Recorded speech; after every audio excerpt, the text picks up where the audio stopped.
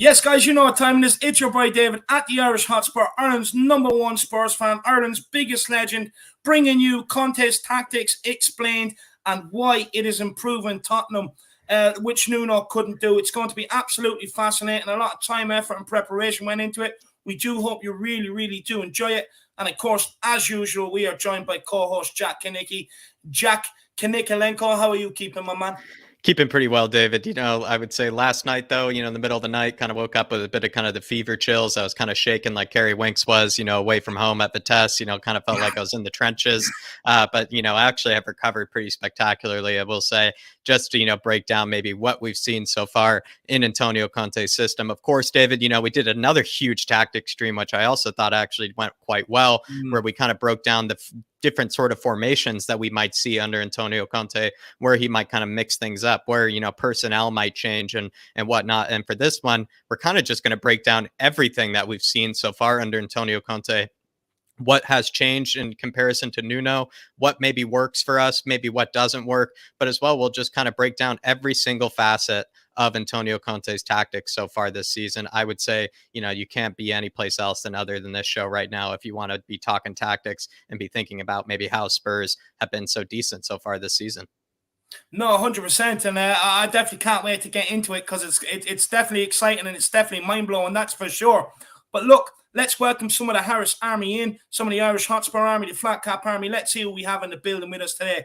We have Killian Kenny. He says, "Night, bud, have fun, big up, Killian. You get some good rest, my man." Honestly, my man, every time you go to sleep earlier, the quicker Christmas comes around. That's the way I always thought of it, so it's always good to get them early nights in December, my man.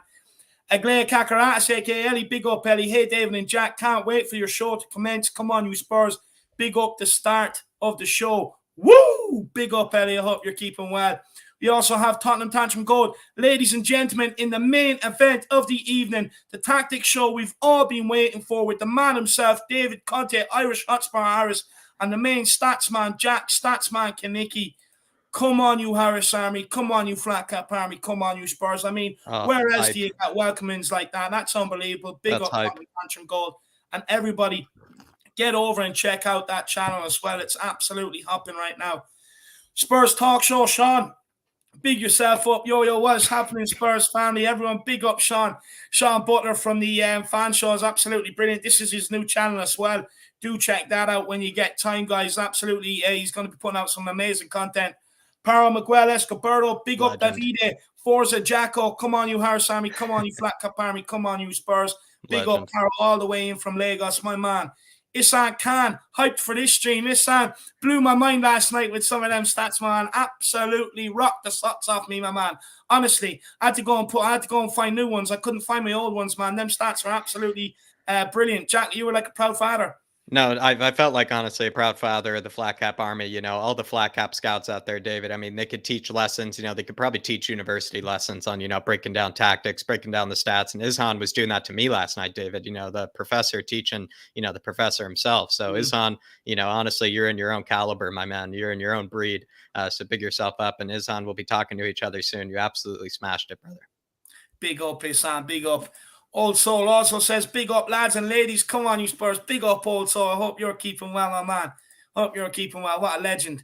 Rich Vice, it says, looking forward to this tactics talk, fellas. Big up, Rich. I hope you're keeping well, my man. Light Work is in the building, my man. I hope you're keeping well. Big up, Light Work. Mary W. Yeah, David and Jack, please cheer us up. Love your nickname for players, especially Endum Fat Ass. Yeah, no, look, there's a time and a place for them. Today is about the tactics. I don't think I'll get the opportunity to do it, to be honest with you. But we'll see. We will see.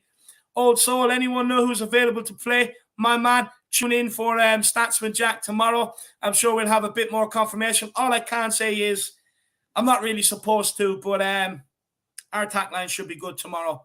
Big up, Old Soul. Mark Cousin, big up, guys. Big up, Mark. I hope you're keeping well. Shamu Van Spurs is in the building. Smash the like button and subscribe.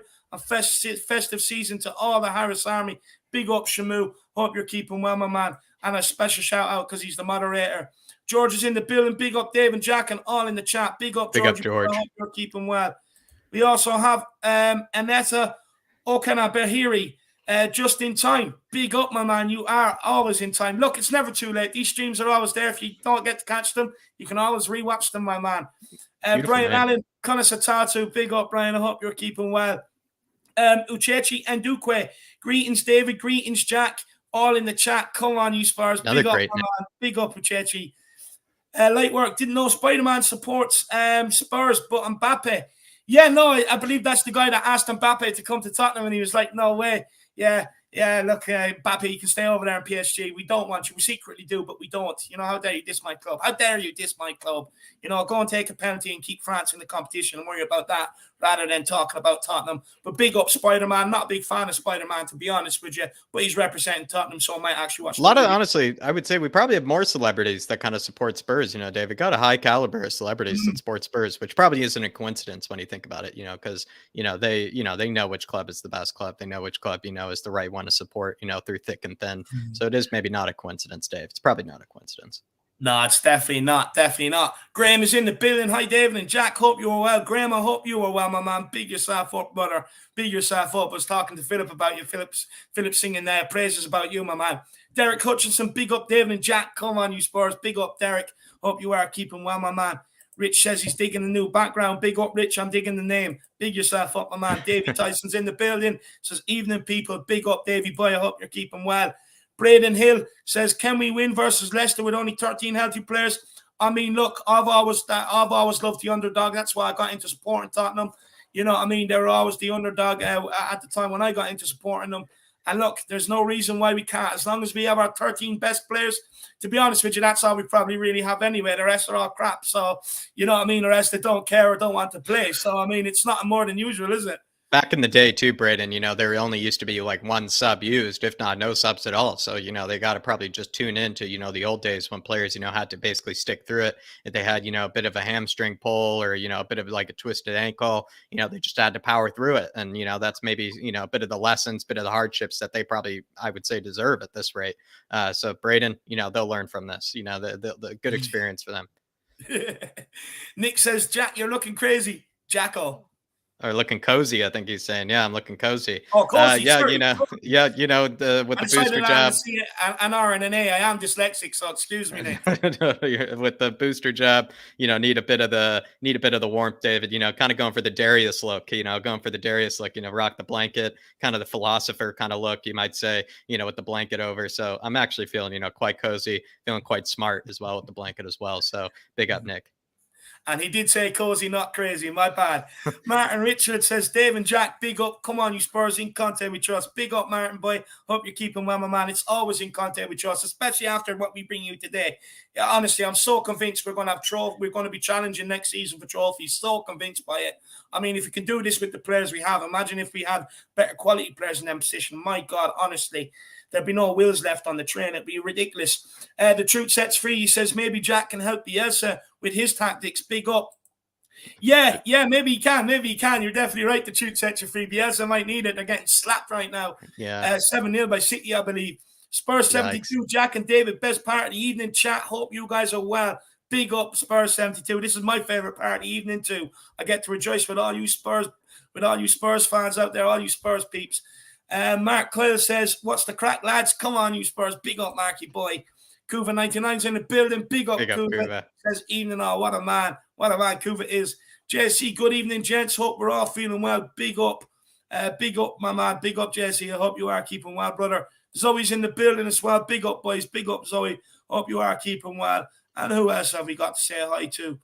Well, I was going to say hi to Devon Lindsay, but again, user in timeout. I think Mammy forgot to turn off the internet, so the 6-year-old is he's staying up late and getting hyper. He had two cans of Coke today, not one. So we'll just ban him and put him to the back burner. But everybody else out there, make sure you absolutely obliterate that like button.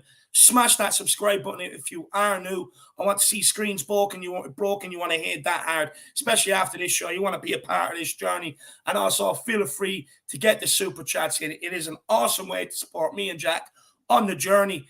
It really, really does help out with everything we do here. And it's just a great way to show support for your two favorite content creators. But look, I encourage you to do it for every content creator out there, because I'm in the position I never thought I would be. I know how hard it is and how much it really does help the growth of things. So feel free to get them in, but do not worry. I do know it is getting very, very close to Christmas. Some of you guys are late shoppers. I just have that feeling. You know, if you're like me, the Harris Army, sometimes you can be late shoppers. And do not worry. I know it's expensive time of the year. So just at least get your comments in and we will bring them up on screen. But do feel free to hit that flashing icon down the bottom and help support the channel. And we also have Huey Boy in the chat. He says, hey, come on, you Spurs. Absolutely love it. Absolutely love it. Oh, late one in, Chris. Chris is late in. I caught you, Chris. Caught you sneaking into the chat, but big up, Old Chris. Soul, I think, is in the building as well. Yeah, big up, Old Soul. Big up also, 2 people sneaking in. You got them sneaking in late. But look, Jacko, let's kick it off. Let's get it going. I've been waiting for this one. Guys, we're just going to break down every single facet that is, maybe the Conte'S tactics, every single facet that is maybe what we've seen so far this season. So we are going to start with maybe how do we build out the back, everybody? And the way we build out the back is kind of almost a bit of this sort of rhombus, like shape where, in fact, we have obviously a back three where we kind of can easily, hold possession within each other, be able to kind of pass it along the back line. We also clearly right there have, Lloris in support. But what also is the case is that Højbjerg and Skip actually kind of form this sort of this kind of geometric shape where if they wanted to play it forward, Højbjerg and Skip, they're not alone when they're picking up the ball. They'll have, their partner right there in front of them to be able to one touch it to them so that there's no kind of sense of panic when we're passing around the back line, especially if we're getting pressed, there's no sorts of panic, everybody. So by the way, this is kind of what we've noticed so far this season of how we kind of build out the back, how we want to keep possession, especially when we're kind of, from a goal kick sort of position, or if we just won the ball kind of in our own box back there as well. Maybe another way you might look at it as well is also just this kind of just quick, easy kind of a segment here of shape. Oop, I guess it's not playing. So David, I'll try to figure that out. But David, what have you seen so far with this sort of shape before? What have you seen maybe with this kind of, I feel like it's this kind of interesting way to kind of hold possession as best as possible without, maybe having to hoof it long or something like we saw under Nuno. Yeah, well, Jack, if you look at the shape under Conte, when we are trying to play out from the back compared to under Jose Mourinho, it's totally different. Under Jose, we had a flat back four with one of the midfielders dropping in, looking to be the passing option. And it was too easy to press because all you had to do was press the midfielder, send one pressing the centre backs and the other pressing the full backs, which resulted in us playing a lot of long ball last season. Whereas under Conte, if they do press us, we always have an out option with our 2 centre midfielders, Davies, who is out of shot as well, and in our wing backs out wide, Jack. If you go back to the picture, or if you want, we have the option to go to Kane, Son, or Lucas if you want to go further up the field. But look, the way he has us set up, it's nearly unpressable. So if you drop off, we have time to play out. Or if you press, we actually have options further up the field, and you risk being exposed and us getting straight in on the back line. If you look at the picture here, Pukki doesn't know whether to go and press Sanchez or Skip. But no matter who he does to go and press, the other will just receive the ball and then we're out. So it's that easy to get out. And what it does is it keeps them guessing. It gives us time to be able to get turned, pick a pass, get forward. And it's virtually unpressable, Jack.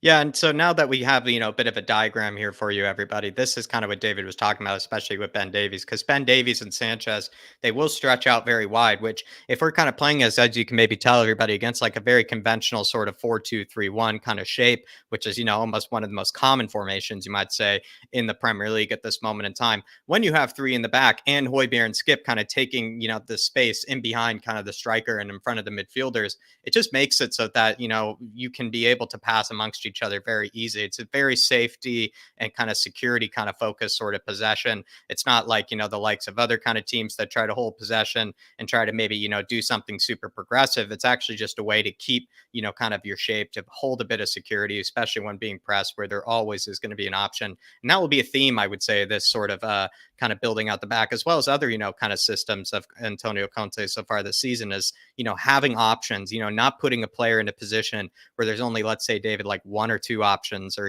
like only kind of one pass available. Conte, when lots of times we've seen so far this season, there will be multiple options in front of him. And so this is kind of going to be a common theme, everybody. So what you might call this is a bit of almost kind of a rhombus sort of shape that we will be able to pass amongst kind of our back line as well as our midfielders. But another one, David, is, this is what we were talking about with kind of forming, kind of security, forming a bit of safety, or actually the triangles that we've been forming, especially with our wing backs, David. And this is something where we've seen where, there are these half spaces that, Lucas and Sonny will pick up. And we've, spoken about this.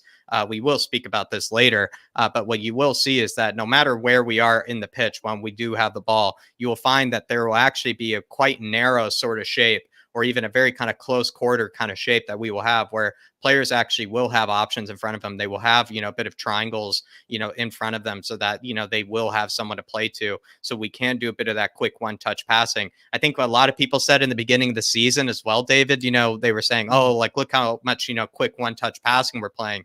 Look how much faster we're doing our build-up. The reason being, as I would say, is because of this sort of close-quartered kind of triangle-like passing, actually. It's because when you do have this sort of setup, it is easy to find a one-touch pass to somebody. You don't have to pick your head up in order to do it. You just know that someone will be there right there for you. And we have other examples as well, where a better example would be when you have someone like Tanganga or maybe Emerson in the position out wide there. I think it's Tanganga in this scenario, but you can see actually the triangle, and it's a very, very tight triangle that Lucas Moura, Tanganga, and Ollie Skip pick up here, where all of them have a pass available to them. There's no reason to panic. There's no reason to, kind of just blindly cross it into the box, David.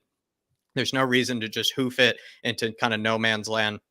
You can play quick one-touch passing and be able to turn that goal, and probably as well, force the defenders to kind of do something to someone like a Lucas or a Tanganga. So again, everybody, what really needs to be stressed here is there's always safety and security in the way that sometimes we build out either from the back, or even sometimes when we're building out in the final thirds. There will be places like almost kind of geometric shapes, you might say, of how we're able to actually hold possession and keep possession. Another example here, of course, again, you can see the triangles and all the options that Tanganga has. He either has Skippy, that's obviously moving away from, his marker in order to offer a bit of security. And you also have Lucas coming short towards the ball as well in order to offer a bit of security as well. But David, I mean, from maybe any of these pictures here, I mean, is this maybe also something that maybe needs to be kind of noticed more, kind of even explains that one-touch passing that we've been actually doing quite successfully this season?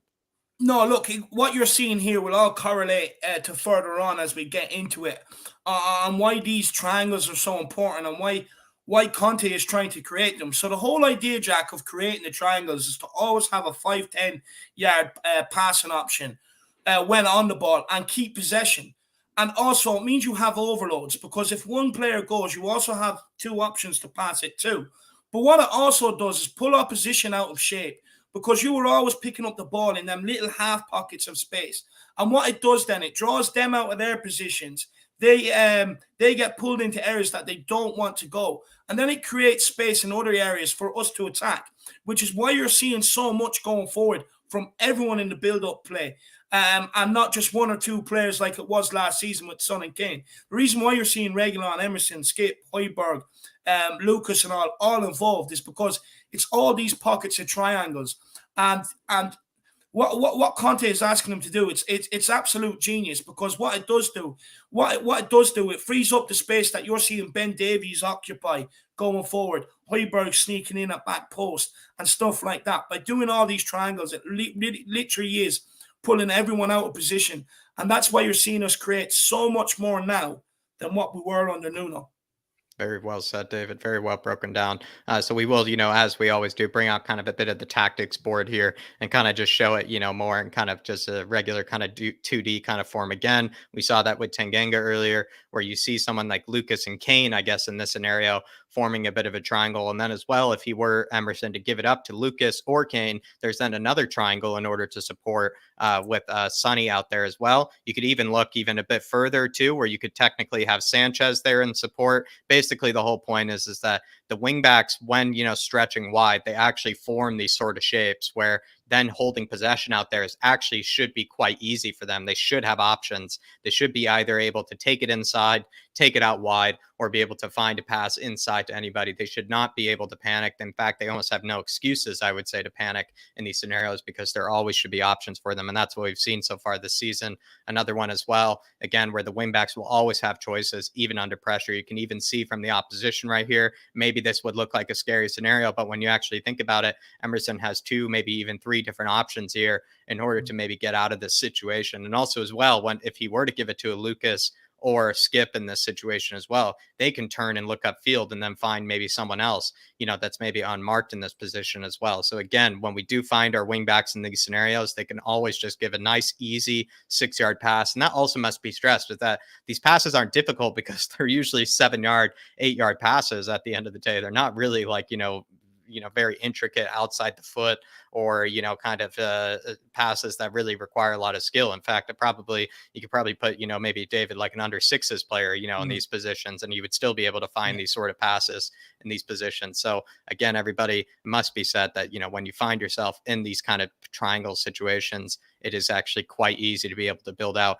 This is a scenario here where we do find ourselves in the triangles again. And then when you kind of build these triangles, you then can maybe, as I said, find another player kind of running in behind, or another player, maybe potentially making a run off of sort of that winger. Region here stretches. He sees that triangle between Sonny, Kane, and Reggie. And then Lucas obviously then stays very narrow and makes a run through the middle, to which Harry Kane can find him in behind. Again, you see that rhombus shape, building out the back. Højbjerg is able to turn after having a bit of time. He then finds, the Region who forms that triangle with Sonny and Kane. And then from there, we basically break them down. This is a great way to open up space into the final third. This is a great way to kind of relieve pressure. And honestly, I think it's just going to continue to improve under Antonio Conte the more that he's able to work on this sort of thing on the training pitch.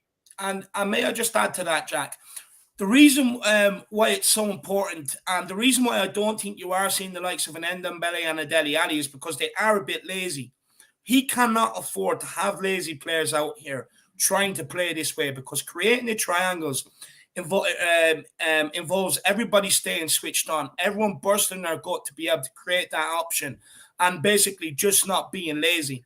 So it's very important that Conte has players that will work hard, will do what he wants to do, and will put the effort in, because creating them options, it can be energy zapping. So it's important that he has everyone pulling in the same direction. Mm-hmm. And I definitely think it probably explains why there is no Dele Alli, why there is no Ndombele, because he also relies on these. They wouldn't make that effort to put themselves in these situations, Dave. They wouldn't make that effort to, offer support. They want to move where they want to move. And, then they probably, as maybe you were saying, Dave, abandon, a player like a Region, abandon a player like a Sonny, abandon a player when they actually need this sort of support. It is actually quite unselfish system when you actually think about it, because you're not always kind of doing what you want to do. You have to be there to support one another. You have to be there to take up sort of these short half spaces and kind of move from there. It takes a lot of work, everybody. So I think, again, David is spot on. The likes of an Ndombele, the likes of a Dele Alli, probably couldn't fit this system because they're probably too selfish or too lazy to put themselves in these positions to help out the squad. True Sets Free says, you have come so far so soon. Sky is the limit, lads. No, we love breaking out the tactics board whenever we can, just to kind of show, that at the end of the day, David and I, we are only thinking about the tactics. We are only thinking about, what maybe Antonio Conte is, doing over at Spurs, especially on the training ground as well. I will say, David and I, this is something that we definitely do take a bit of pride on in this channel, is kind of investing a lot of time and effort into this sort of thing, I would say. But Truth, really appreciate it, my man. Really do appreciate it. We hope, Truth. I think then, David, we can move on probably from the triangles. But David, I would say this is just an absolute facet of this sort of system here at Spurs. But the next one is actually going to be, David, a bit of something that we've been kind of, a bit worried about in the beginning of the season, something that we were, maybe not so sure of. And it is, we are going to explain, everybody, why and how Ben Davies goes forward. We're going to explain the how, and we're going to explain the why. And, at first, David, I was kind of a bit skeptical about this whole situation. I was like, Ben Davies is the last guy on earth that I'd want kind of breaking forward. But so far, we've seen the season, he's actually doing maybe a decent job at it, I would say, after the Everton match. he's been doing a bit of a decent job at it. Ben Davies, what he does basically, everybody, is that the wingback will stay quite wide and will stay actually, towards maybe the touch line, whereas Ben Davies will make somewhat of an inverted kind of overlap, or like an inverted run into kind of the middle thirds of the pitch, if not the final thirds of the pitch. And of course, this is against Norwich, everybody, where he did have that spectacular assist to Sonny. But you could probably say, David, that this sort of inverted overlap, the sort of inverted run that he makes, is actually quite similar to the likes of, maybe what Rudiger does on that left-hand side for Chelsea. We see him do the same thing. We see it in other sort of back three systems where, the left-sided center back or the right-sided center back, however they want to set it up, makes these kind of progressive runs, to basically, help the back three, maybe progress a bit more. Also help out the midfield, help out the wing backs, have options. Also just to kind of make, the defense actually question who they should be marking. Because if you do have a center back, like in Ben Davies' case right here, just making this run,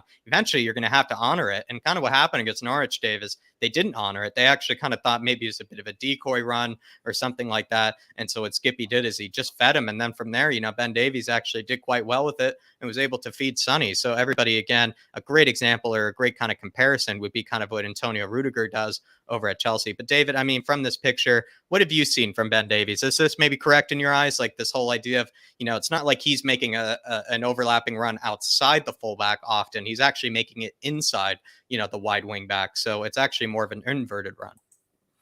No, look, and Jack, my whole summary on this Ben Davies, and I have studied this over the last couple of days. So this image here is from Sun's goal versus Norwich. It actually started on the right, Jack, believe it or not, with a triangle.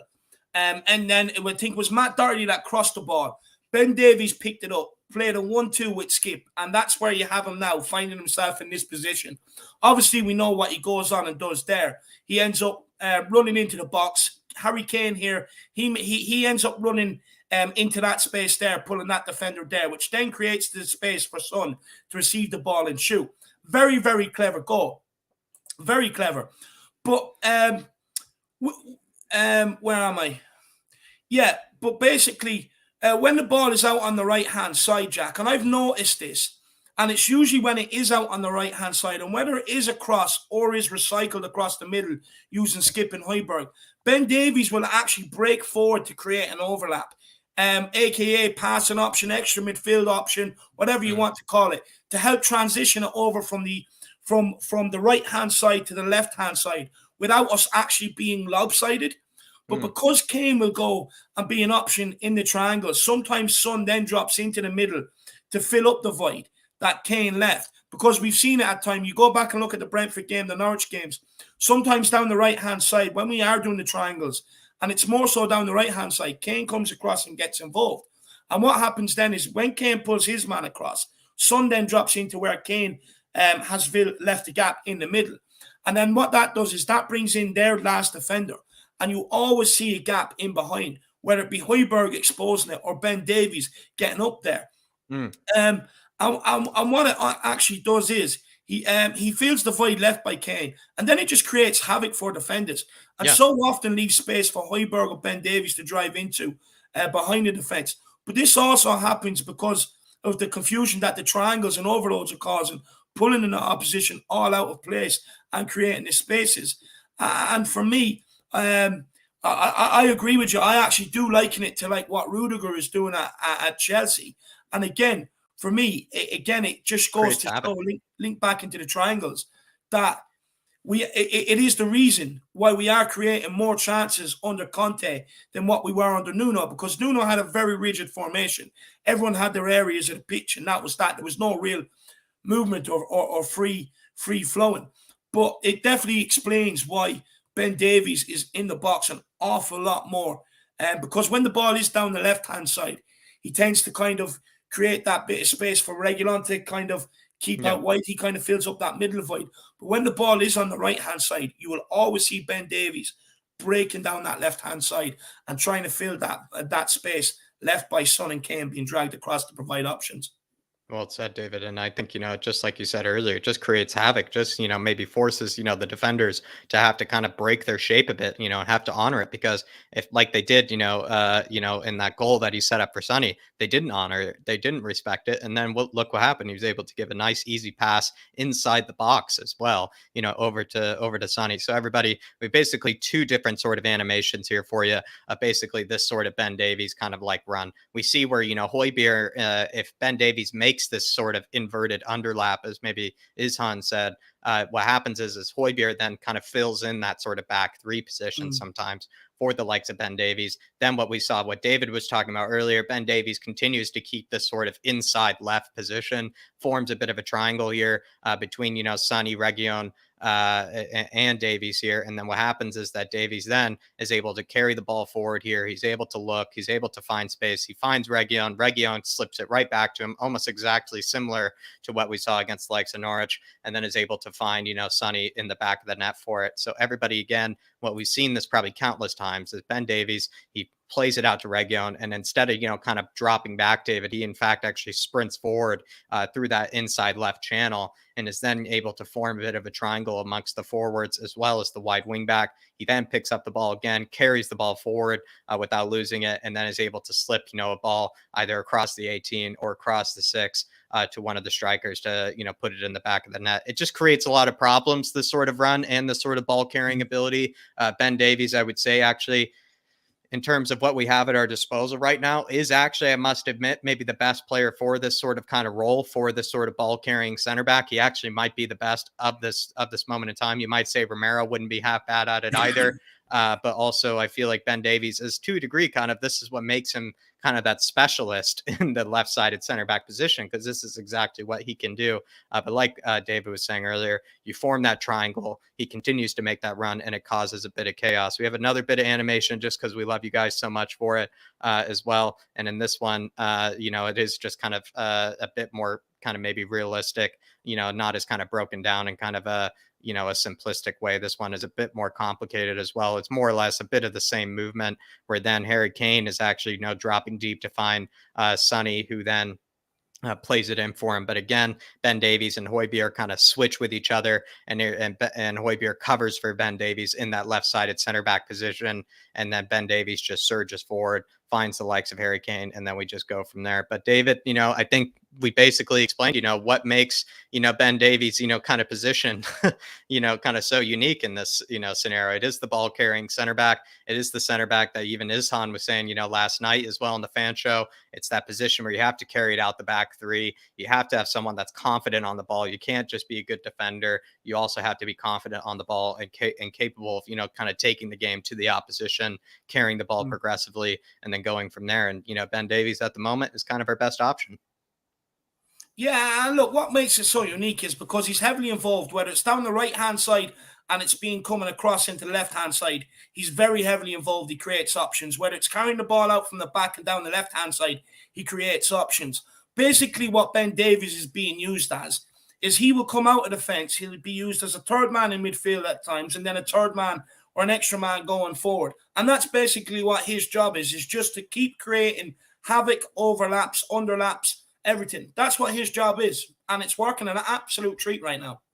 Yeah, it certainly is, Dave. And so there it is, everybody. That is basically what we kind of seen so far, because kind of take yourself back in time to that moment where you probably heard me just absolutely screaming at Ben Davies in the first game. I was like, what are you doing? Making that underlap. What are you doing? Please don't be doing that, Ben Davies. You're giving me a heart attack. And now I've kind of, sat down, David, kind of looked back at the film, kind of looked back at, our matches, kind of taken a bit of a hint, from, some other tactical geniuses over, kind of a tifo and whatnot, and kind of have now kind of realized that, what, maybe Antonio Conte's onto something here. Maybe it is, Ben Davies, is the best option as this sort of ball carrying center back, as the sort of center back that makes those inverted runs. But there it is, everybody. That is why Ben Davies is making those sort of runs. I don't have to panic any longer, because now I can kind of see what the reason is, why he's actually doing it. But the next section here, David, is how do we set up our counterattacks? And, how do we counterattack even specifically as well? But, this is, I think, actually a bit fascinating, because what happens here, Dave, is that we set up in a very deep sort of shape when they're in deep in our own half. we form a very regimented sort of 5-2-3, you might say. And what happens is that someone like a Sonny or a Lucas, you can even see Lucas, look how far he's dropped here. We form a whole back line right there that's very even with each other. And we wait for this incoming ball into the box. And then what we do is that either Eric Dyer here, Ben Davies, Tanganga, Sanchez, whoever it may be, you know, Sessignon there at the back post as well. Whoever wins this ball here is able to then find the likes of, you know, Skippy, Højbjerg, and especially if you can, Sonny, to be able to turn and look up the pitch and then drive at the opposition. And especially someone like Sonny, if you find Sonny picking up the ball in that position that he is at the bottom of your screen, everybody, when he's picking up the ball in these sort of positions and is able to turn and run, I mean, you're probably going to be, you know, reenacting the Burnley goal when you kind of think about it, where he just runs for 70 yards and just hits an absolute banger. So Dave, you know, this is kind of, you know, the best sort of kind of image, you might say, of, you know, maybe how we are able to sometimes counterattack so efficiently, is because what we basically do is we make it so that it's almost nearly impossible for a team to basically win these sort of kind of balls into the box. They win these sort of headers. And then if we're able to pick up that second ball, if we're able to pick up that loose ball with it, we then can just drive at the opposition, especially if the defense is not pressuring us very high up. No, 100%. And like in these images here, like I'm going to start with defensively, because defensively we are actually sound. So you look at Emerson and you look at Lucas here. Usually what you do see nowadays, especially, is an overlap. It's 2v1. We've seen that against Man City a lot of the times, where it was 2v1 down Tanganga's side. But right here, Lucas and Tanganga are both across. So solidly there, there's no chance of an overlap. So they have no option, really. They have no option to get in behind us or run the ball in. They have no option but to cross the ball. But when they do cross the ball, you have Dyer here, you have Ben Davies, you have Sanchez, and I believe that is Sessignon, because he was on at the time because Regner went off. So you've already got 4 in the box against 2. Then you have Højbjerg and Skip marshalling anything that if it does go into the box, there's no knockdowns or no easy shots available on the edge of the box like we were seeing under Jose, because they're marshalling the edge of the box. And then you have Son here. But then when you put it, so defensively you look at it, solid, sound. And look, this is an image you can pluck from multiple times in any game under Conte. This is the way he will set them up defensively. But interestingly enough, Jack, we're actually set up defensively, ready to go on the attack. Because like you said, what ends up happening here is this guy ends up getting the cross in, it beats Pukki, Ben Davies clears it. And what happens is Son, it ends up going as far as Son. But the reason why you have Højbjerg, Skip, and Son there is because if we do clear the ball, they're there to pick up that loose ball. There's no midfielders getting any easy ball. And what happens here is Son actually ends up picking up this ball, feeding in Lucas. Lucas then ends up feeding in Harry Kane. And this is the one where Harry Kane ended up trying to chip Tim Krul, and it just went wide. But this is very, very interesting, because it shows that Conte is setting up defensively with a purpose. But straight away, when we do turn the ball over, we're ready to go on the attack and create the counter-attack. And what the counter-attack basically does is, because what happens here is they're sending men forward, which they may not necessarily will keep doing. So it's very important that when you do stop these attacks, you're ready to counter-attack, because you have a lot less players to play through and you can break at them quickly, which is what we ultimately ended up doing. And I'm fully confident Harry Kane would have absolutely buried that, but he didn't. But that would have led to a goal. So it's absolutely brilliant. I love what Conte is doing here. Not defensive for defensive purposes, right, Dave? Sorry, I was going to say, sorry, you were mid-flow. We're not setting up in a low block, or like we're not setting up in this sort of shape just for no reason, just to, basically sit in a low defensive block and maybe eventually make it out. Like you said, he does this with a purpose, so that when we do win this ball and when we do actually break from here, we actually have a sort of system, be able to create a chance, like you said with Harry Kane. But continue, sorry. No, that was it. That was my analysis, and I just think this is something people should pay a lot of attention to. It wasn't like Jose, where we knew we had a weak back line and he just set up defensively and that was it. After that, it's you play for yourself going forward. There was no real plan. And we heard the players say that. But here you can clearly see Conte has a plan. As soon as we do turn that ball over, it's turning into a quick transition. We're on the attack, and we also have the players to break. You're looking at Skip, Lucas, Son, and then Harry Kane, who's out of the picture, obviously. Yep. And then here's another example, everybody. Again, you see this is obviously against Brentford. You see, Emerson closing it down out wide. You see Skippy, kind of, basically controlling the sort of inside pass. You see Højbjerg dropping deep. And again, you see Sonny basically dropping deep as well, because if Sonny stays up high up the pitch and we win the ball here, if he's high up the pitch, then it's almost nearly impossible to get it to him. What you need is that Sonny actually to drop deep with them. And then if he is able to kind of pick up the ball, he then can actually just turn and run at the defense. And when you have Sonny running at you full pace, full force, he is a force to be reckoned with. And he will find a ball in behind for Harry Kane. He will play a 1-2 where he can then be played in behind. It's basically like David had said before, it's almost kind of done with a purpose, actually, seeing these players drop deep in this sort of sense as well. So when you do form this sort of kind of deep defensive shape, it is done intentionally so that someone like a Lucas, someone like a Sonny can then pick up that loose ball, pick up that second ball, and then be able to drive and lead the counter attack from there. So this is another image. We just saw it against Norwich in the last one. Now we can see it against Brentford. And again, another image right here, just because David did all the research for this one. Sonny picks up again that second ball from that original image that we saw earlier. This was, of course, from here. What happens is, we weren't lying, is that Sonny picks up that second ball and then he has green grass ahead of him, to be able to run at the defense and lead the counterattack and lead the charge. So everybody, again, it is done for a purpose. The reason we kind of sometimes sit in that really, really low shape is because Lucas or Sonny can be the ones then to win that second ball, to pick up that sort of loose ball and then be able to lead the counterattack from there. Yeah, and I think what Conte has done is amazing, because Jose set up our team to protect our back line, whereas Conte is doing that. But he also has a plan for us to get out and go forward, which then relieves the pressure on the back line. What Jose done was set up to protect the back line, but we didn't really have any way of releasing the pressure because we were just giving the ball back to the opposition. But what Conte has done here, he's protecting the back line, but also relieving the pressure on them, which means they're not going to be likely to make mistakes if the pressure is not constantly on them and the opposition don't constantly have the ball. So it's absolutely genius. And True Sets Free says here, Conte working with square pegs and round holes currently. Probably the case. It absolutely sums up what my feelings was after we done all this analysis. Was if we had a bit more quality in some of the positions, and this is why I'm convinced if we do the business to try and transfer windows, we're winning trophies next year. Convinced.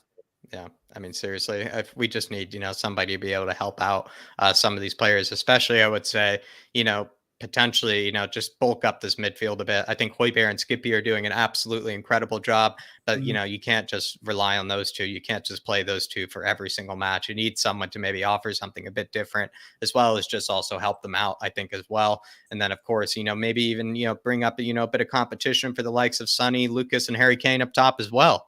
Someone that can play maybe a right wing, someone that can play a striker, someone that can play a left wing as well, in order to basically do exactly what we're seeing them do here. So I think, it couldn't be more spot on truth. It is a lot of square pegs and round holes in the moment, but, Conte's working with it, and, he seems to be able to do a good job about it. Another kind of element that sort of also is somewhat related, you actually would say, to the counterattacking system is the benefit of winning the ball in the midfield, in this sort of shape, in this sort of 3-4-3, this 5-3-2 sort of shape, 5-2-3 kind of sort of shape.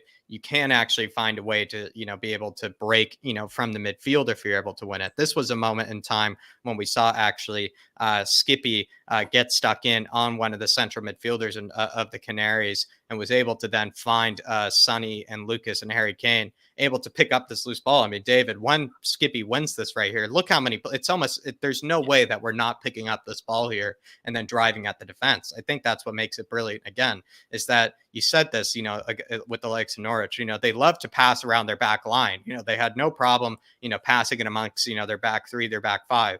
But the moment they've tried to play it through the middle, you found Højbjerg or Skippy absolutely clattering one of the players that was receiving it, and then able to get it into the likes of the feet of a Lucas or a Sonny or a Harry Kane from these positions. Then you also see someone like a Sessegnon, who then can also support them out wide as well.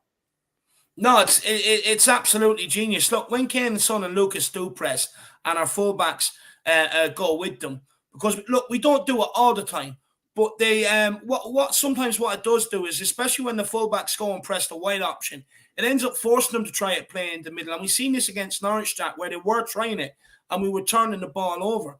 And what it does is you have Son, Kane, and Lucas all ready to run, in behind. So you're giving yourself 3 passing lanes. And then you'll have Emerson bombing up one side, Reguilon down the other side. So in effect, you're actually getting 5 passing lanes. And what it does lead to is a chance. And the reason why sometimes it's important to try and turn the ball over in midfield when you can is because it gets you straight at the back line without having to play through the whole team.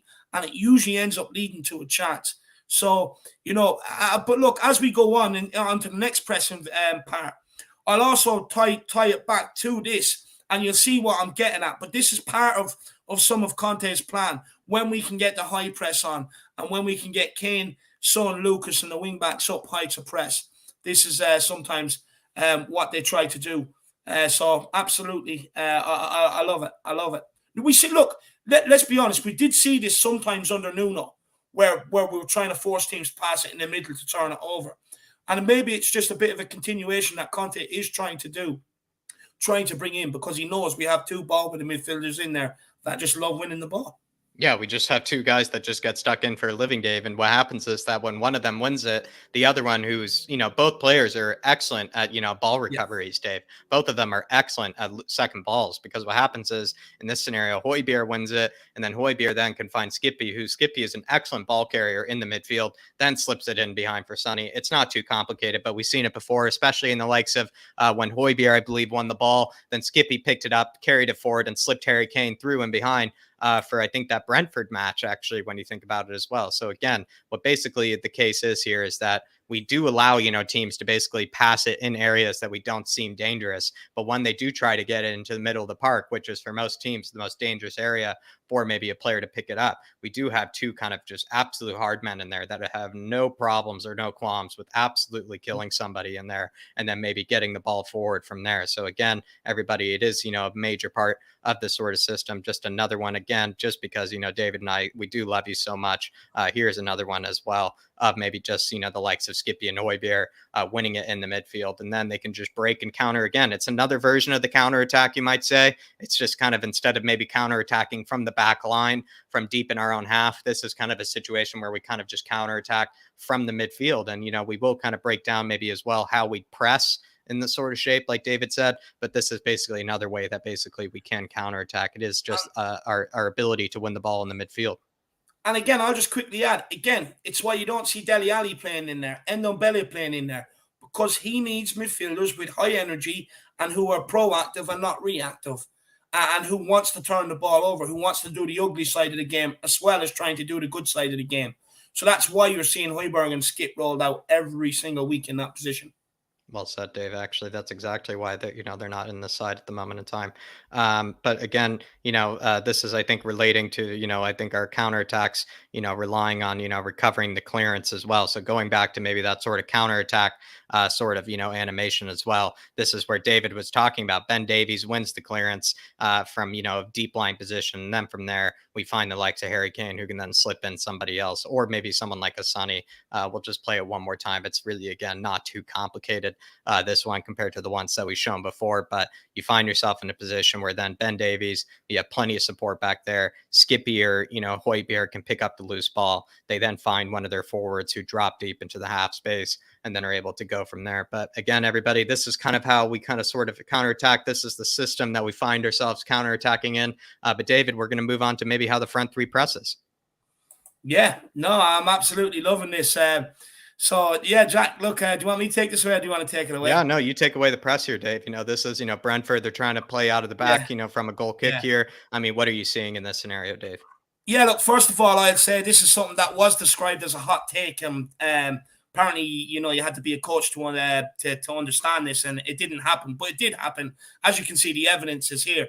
And shown here against Brentford, if they do go out wide, our fullbacks will push up and stop them from playing out through their fullbacks, which ends up resulting in Brentford hitting long ball to Ivan Toney, like we've seen, and not really causing us a problem, which resulted in us then turning the ball over and going at them with how we were able to pin them in at times. Again, and combined with the pick before, with Skip and Højbjerg, and sometimes Ben Davies stepping up in the middle and anticipating that pass and stopping it coming through the middle. Teams are actually finding it very hard to get settled and get into a rhythm, because no matter whether they go out wide or through the middle, we are blocking up both areas of the pitch. Now, don't get me wrong, Jack. We don't always press. Sometimes we will sit in a block. But what we do is we sit in a block, and it's like a coordinated press, where then we put pressure on certain areas of the pitch and then try and turn the ball over that way. Because, look, it's impossible to be pressing all the time. But no matter what way Conte kind of sets us up to press, there's clear plans there. But it's working. Really well said, Dave. And also as well, I think, I don't know, Dave. Anybody that thinks that we haven't pressed in situations, so far this season is kind of I don't know. It's just I guess, maybe they just were turned away, maybe getting, a pint or something in the stadium or something like that. Because seriously, Dave, if we find ourselves in a position like this where we aren't letting them out of their own half, especially from a goal kick, a team like Brentford as well, Dave, that, sets up in the exact same system as we do, that 3-5-2, or, a version of a back five, a version of a back three as well. We're not letting them out of it. We're not letting them, make any sort of easy passes in comparison to the likes of Norwich as well, who, David, don't pass around. They don't try to build out the back. They would just hoof it long instead. And then from there, maybe pass it around their back. But in this case, Brentford, they try to play a bit of progressive football. Teams, I think, David, that do try to play this sort of progressive football against us, we will press them. We will make it difficult for them. We won't make it, life too easy for them, especially because you see the positions that Skippy and Højbjerg are taking up at kind of the left of your screen there, everybody. You can see that, they, again, common theme here, are absolutely ready to crunch one of these players that try to receive and turn on them, Dave. They will absolutely murder them if they try to turn in these positions. And just makes really life, kind of a living hell for some of these players when you think about it. Really does make it, very, very difficult to build out the back while turning, because sometimes when you try to build out the back against, a press like this, you need someone at some stage to be brave enough to try to spin their man, someone to be brave enough to maybe look upfield, to turn their body and look upfield. But when you have Højbjerg and Skip, when you have Lucas and Sonny, two very hardworking players in that press, as well as Højbjerg and Skip to kind of win any of these balls passed into the middle here, I don't know, David. I mean, good luck to you, because seriously, you would have to be very, very brave, or at least very confident, to do that. And also, again, maybe to the next clip here. Obviously, this is all connected to the same clip, everybody. Dave, sorry. Pressing basically is defending from the front. That's basically what it is.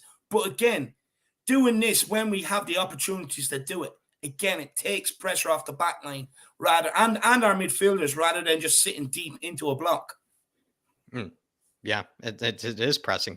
Pressing is the concept of, doing it from the front, Dave. And also, defending is, the whole 11. It's not just, the midfield and the back four. It is the whole 11 as well. And Antonio Conte is someone that especially believes in that. He is someone that especially believes in that, in defending from the front as well as defending in the back. But David, I mean, in this picture, aren't you basically seeing as well, they give it to the left here to one of their center backs. And then, Lucas is putting pressure on the ball. But another, person that absolutely loves crunching people as well is, Emerson, about to barrel into this guy as well. I believe Rico Henry when he's going to receive the ball. So you also have, in this case as well, David, you have wing backs, who can also kind of join this sort of press in the front.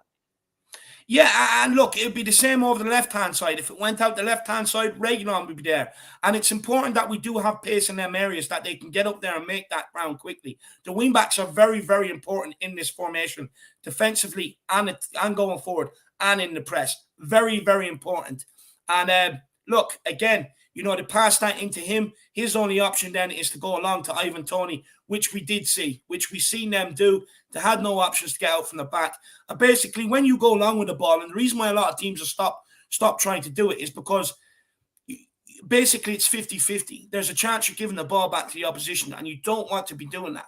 But by making teams do that, by blocking up the middle and the wide, it gives you a chance to get the ball back quickly, keep them penned in, keep the pressure on, and basically stamp your game or your authority on the game. I really agree. And Izhan Khan here saying, David, pressing is defending from the front and a form of offense by forcing mistakes. Next, we need to incorporate counter pressing to counter the counterattack. I mean, you couldn't be more spot on, is on. And I think, anybody that suggested that we don't do any sort of pressing from the front, we don't do any sort of defending from the front, I think is, clearly, I hate to say this, just might not be, watching the entirety of the game, or is, maybe looking for what they want to see. I hate to say it. And and if what Isham means by countering the press, basically, like with this as well, with this, Jack, it's only one image, but you also have Højbjerg positioned in the right area, Skip positioned in the right area that stops their midfielders from showing for an option to receive the ball. So it's absolutely brilliant. I love it. I was fascinated doing this.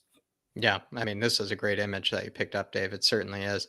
But yeah, I think also Brentford played really well with other teams, but with Spurs, they were very bad. And I think this, And this is image almost explains that. Soy Undurito, which is a great name, actually, as well, my man. So big yourself up. But seriously, I think that's actually well put. It's exactly why, maybe they struggled, is because we were pressing from the front, especially against a team like Brentford. In fact, David, I think what I recall as well, Brentford really struggled to get out of their own half against us as well. They really did. They want to play that progressive sort of football, and we just didn't let them. Antonio Conte just didn't let them, especially in our own stadium. He wasn't going to let them do it. Yeah, no, I fully agree with you. Look, it just goes to show that it's not a hot take, and maybe we do know what we're talking about. You can look. There's this notion going around that, and I get it, that maybe you can't spot tactics because, like, when you're at the ground, yes, you see the whole picture and you do see more. But if you do look at it through that sort of tactical eye through the TV screen, you can see these sort of things as well. So don't ever let anybody tell you can't. Yeah, I mean, David, I've also sat in the Olympia Stadion in Berlin. I will tell you, David, and I'll tell you, you don't get a really great vantage point, from some of the seats there as well. So almost much rather see it from the TV sometimes. But True Sets Free says Bielsa just liked it, subscribed. He's learning. Bielsa, he is actually one of the tactical forefathers, especially when it comes to pressing. He certainly is. But I would say maybe it's a bit of that second season syndrome potentially, with Bielsa in the Premier League. Potentially they're just getting a bit tired, a bit sick of, having to constantly be running, kind of like, Pochettino. You get a bit of that, Bielsa burnout, I guess is the phrase. And be kind of sad if, Leeds were to kind of experience that burnout, because I feel like Bielsa is kind of the best sort of coach for them. They don't have a great squad. They don't necessarily have a lot of quality there, and they do play kind of exciting, attractive football. But so hopefully Bielsa, he's tuned in. Maybe he's sitting in that kind of that catcher stance, Dave, in that kind of crouch position for this one, maybe watching, this show. Hopefully he is. Also, I love the little chair that he puts to himself on the sideline as well. Emily Dunn saying, great stream, lads. Well done on all the work that you do. Thank you very much, Emily. Absolute legend you are. And also anybody else that, at any stage wants to stop David and I from maybe kind of mumbling and kind of getting a bit ahead of ourselves and all the tactics here, feel free to stop us at any point, throw in a super chat, and maybe offer maybe your kind of insights, maybe what you've seen under Antonio Conte, maybe something that's maybe caught your eye. Also, even especially if you have been at some of the games, maybe something that maybe concerns you, something that you maybe feel like is, maybe worth noticing, something even as well could potentially be kind of, maybe good for the squad that you've seen a lot of improvement in. Feel free to throw it in a super chat as well for this show, everybody. We will try to get to your comments as best we can. But David and I, we are trying to, basically put on our tactical kind of membranes here for this one.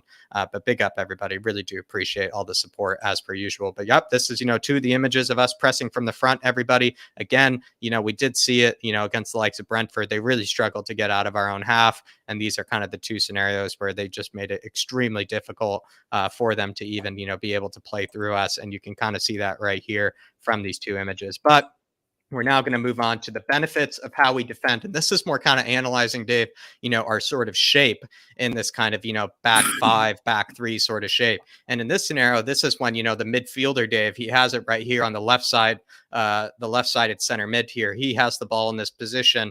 What we're trying to show here is kind of what makes it, this shape kind of sometimes so effective, because when you have maybe someone like Lucas and Sonny kind of tucking in, playing a bit narrow, and when you have the security of Emerson and Reguilon as the fullbacks, to maybe pressure anybody out wide, it makes it really hard, David, as maybe what's been a theme here in this show, to play through the middle against us, because you have, Højbjerg and Skippy just ready to absolutely crunch any of these midfielders in this position. And then from there, you can easily counterattack. You can easily break from there. But David, this is just maybe a bit of a look at the defense. We're going to have three others to look at, but this is the one of when maybe a center mid picks up the ball and tries to turn, and basically the nightmare that, is sometimes in front of him when he kind of is looking at a shape like this.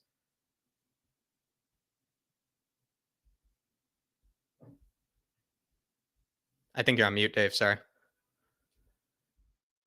Yeah, no, it's all designed basically, to keep the pressure on them and try and turn the ball higher up the pitch as we can, rather than letting them get into our half. But again, this is why you need players that are fit, that are ready to do what Conte needs to do. Because again, as much as we eventually, I'm hoping that we will start being on the ball a hell of a lot more as well.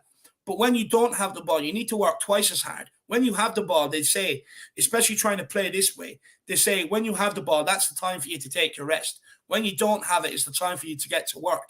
And again, by closing down from all these angles you hear, see, no matter where he goes, we're already in a position to try and stop them. The only real way they can go is out wide. But like we demonstrated earlier on, Jack, when they do go out wide, look how we're set up to counter. So... Yeah. It's absolutely magnificent. I mean, he kind of has all the areas of the game and situations and scenarios sorted out. Let's take it out wide, Dave. Let's take it out wide. In this scenario, we have the right back, in the position here. You have Sonny, able to, put a bit of pressure on. He's probably running right at that, fullback. And then if the fullback, maybe let's say he plays it backwards, he has Harry Kane that then will block in, that pass into the central midfield. You also have Skippy, who's able to kind of hold up, the middle of the park there. Region, if he wants to be aggressive, can, maybe, leave Ben Davies to that right winger, and he can put a bit of pressure on the ball as well. So this is just like you were saying, David, when it's also out wide, as we've discussed, it's not necessarily really any easier for the sides as well in this position. And even to take it further as well, let's say, the left winger has it or the right winger has it, Dave, and, maybe the cam or the striker kind of draws in and tries to maybe form a bit of a triangle in this scenario. You have Højbjerg, Emerson, Dyer, and Sanchez all ready to, step in front and win the ball here and then counterattack from this position. So, Dave, even in the wide areas, it's not necessarily, too pretty for the opposition to break us down. It's going to have to be some pretty intelligent sort of passing, some pretty intelligent sort of movement to maybe, lose some of these markers, as well as some of these very aggressive defenders that we have in our 11. No, 100%. You're absolutely spot on there, Jack. Absolutely spot on. And there's nothing I can add, to be honest with you. You said it perfectly. And so maybe then we'll move into one of my favorite parts of the show that's been coming up, Dave. And this one is having to do with the half spaces. And this is, I would say, everybody, probably something that you haven't heard anyplace else. I must be honest. You really haven't. And basically a huge theme that has been maybe something that David and I have noticed, in Antonio Conte's sort of side in this 3-4-3. You have Harry Kane. The reason Harry Kane, he does drop deep, but he isn't dropping as deep anymore. The reason being is because you now actually have the likes of Sonny and Lucas sort of to a degree dropping deep. But what they're really doing is that they're standing in between the midfield and the back four. You basically can see it in this scenario as well, where I do believe in this position, Lucas actually gave it to Sonny, and you can see the positions that they're taking up here. They call it kind of the half space. And in the half space between the midfield and the back four, they are able to turn and be able to play either Harry Kane or each other in behind. When they do pick the balls up in the half space, they know that there isn't, a defender necessarily on their back every time. So they actually can just turn and face the defense. And when you do have players like this turning and facing the defense, David, it can be an absolute nightmare, especially someone like Lucas Moura, David, who skins men for a living when you think about it as well. If he's able to turn and, be able to do something, maybe the reason why also Lucas has looked quite decent is because now he's able to turn and pick his head up instead of having to beat 5-6 players in a row until beating his head up. He in this scenario or a Sonny scenario, they could just turn and then be able to look up and see what's in front of them, or just dribble at the back line and maybe make a goal for themselves. But the half spaces are something that are going to be really, really important. This is another image here. Again, look at the positions that Sonny and Lucas are picking up here. It is literally in between the back five or the back four, it doesn't matter what, and the midfield, David. No, it's absolutely genius. And look, Jack, if we can maybe keep going through the other couple of images, just while I kind of give my analysis on it to the last image, because look, with Son and Lucas dropping into the pockets of space, essentially they're actually operating like two cams, Jack, two centre attacking midfielders. It then allows Kane to also stay up top and make runs in behind and stretch the defence and pull them the opposite way, which then creates space for Son and Lucas, like you were saying, to get turned, run at them. As you see, there was one against Brentford. Sorry, the one against Brentford, Jack, which led to Son. I think it was one of the first ones. Yeah, this. Yeah, this one here. So if you look at Kane, right, he's pulling the defense one way, which then you have Son now. He's straight on that centre back. There's no one else there to cover. So what Son ended up ultimately doing here against Brentford, Jack, is he skins his man and he gets a shot off and he nearly scored from it. And it's creating a hell of a lot of space for Sonny. But then if you go on to the next one, Jack, you see it's switched up. It led to basically it's a passing. Son then became the passing option for Lucas's goal versus Norwich, where he picked up the ball in a cam position, played a 1-2 with Sonny, and scored an absolute screamer, Jack. And it's essential. Basically, what it's essentially doing with Kane, Son, and Lucas playing in the cams and Kane up top, it's basically creating another triangle to play, but in the middle of the pitch. And like we were saying earlier with the triangles. And this attack started out on the right-hand side for the one against Lucas's goal. No, go back to that one you're at. Oh, yeah, this one. No, sorry, go back to that one. But what you see here, basically, is you look at Ben Davies, and when you forward it again and look at the next image, basically what you see here by Ben Davies, look at Ben Davies. He was making that run. So on the image before, he was in the bottom of your corner of the picture, like we were saying, where he is ready to receive that ball and go forward, like we explained earlier on in the Ben Davies role. But here, you look at Lucas as well. He can he can go to feet with Son. Sonny can also dummy that pass to Son if he wants, which then leads Kane in on goal with a shot on goal. Absolutely brilliant. But again, to tie it back to what we were doing earlier, just look at Ben Davies where he's positioned again, ready to receive that ball if needs be. In support. No, exactly, Dave. No, you're spot on. So we do have a bit of an animation, everybody, for, maybe the half spaces that we're talking about. And you can see the half spaces highlighted in yellow here. And you can see Sonny and Lucas highlighted here as well. What, David just said expertly as well, is it actually, because Harry Kane, David, we've been relying on Harry Kane to be the number 10, the number 9, the number, 7, the number 11, almost all, everything in one. And what you do have now with Sonny and Lucas taking up these half spaces, you're almost having them actually play a version of a number 10 role, because what, in the case is that, let's say a team kind of presses up in this situation, Dave, and we're able to break it down. You have the likes of Sonny and Lucas able to then pick up the ball and pick up the ball, skin their man, and basically create havoc from there. Yeah. And when they do pick it up in these kind of positions in between the midfield and the back four, they are then running at the center backs. They are then running at, the back four. And when you have Sonny and Lucas running at the back four, they're either going to slip someone in behind, or they're going to honestly take an absolute shot from distance and probably bury it when you think about it as well. I mean, they're probably some of the most two dangerous players in the Premier League, I actually must say, one picking up the ball in these sort of positions that we're kind of showing here. No, 100%. Absolutely spot on. Kuva99 here with the super chat. What are the calls in the corners? Deli and Winks. Yeah, Deli, Winks, Mikel Arteta, whoever you want there, Marcelo Bielsa. No, look, they're there for a reason. That's all I can say, my man. They're there for a reason, Kuva. That's all I'm saying. But beat yourself up, my man. Here's another one where instead it's just Lucas, picking it up in the half space. And we've seen this 1,000 times as well, where Lucas picks it up in the half space. And we see the triangle forming right here. We do see that triangle forming right there with Emerson, Skippy, and Lucas. Lucas picks it up in the half space, cuts inside into the middle, is able then to find the likes of Sonny or Harry Kane if he would have liked, into the 18, to which, they could then finish it from there. You see the triangles out wide, almost connecting everything back to the beginning, David, with this sort of animation here. And then Lucas, does the work that we all know he can, and is able to then find, the likes of Sonny through the middle. What basically happens is, I would say, David, a key theme of these sort of half spaces is whichever one picks it up then means that, the other one then makes sort of a run in behind for them. The other one then makes the movement, but they both have to be available in the half space, but then they have to see which one receives it. And if they then realize which one receives it, they then can, make a run to potentially receive it in behind, or a run to, receive it to be in on goal. Yeah. No, and look, essentially, you're talking about maybe two. They don't play like Christian Eriksen, but kind of sort of like what Christian Eriksen role played. Mm. We're operating with two cams essentially. But Yeah. but but what it does do, Jack, is look, Two maybe cams it'll a bit sound better at skinning their man, you might say. Two cams that are better at kind of turning their defender.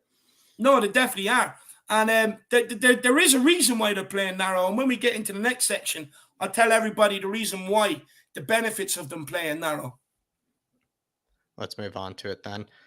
So the benefits, everybody, the why the front three plays so narrow. This is also something that I feel like, again, you're only going to be hearing over here. This is, something that Dave and I also have especially noticed, is that the front three is not spread, very wide, like we kind of saw under Nuno, even under Jose as well. You actually see it as where, the front three is actually quite close to each other. They almost form a triangle within themselves, actually, where it's nice, easy 6-yard, 7-yard passes. Maybe it's sometimes a bit too tight. Maybe it's a bit cramped the way that they play. But what actually ends up happening, I would argue, is that it actually takes a few defenders out of the game when you play in this sort of way. So we do have our front three playing very narrow here. They're trying to, and by maybe, David, with the wing backs, like maybe Sessegnon there, or maybe Emerson on the far side, since you have bombing wingbacks, since you have wide wingbacks, that allows then your front three to be able to play narrow.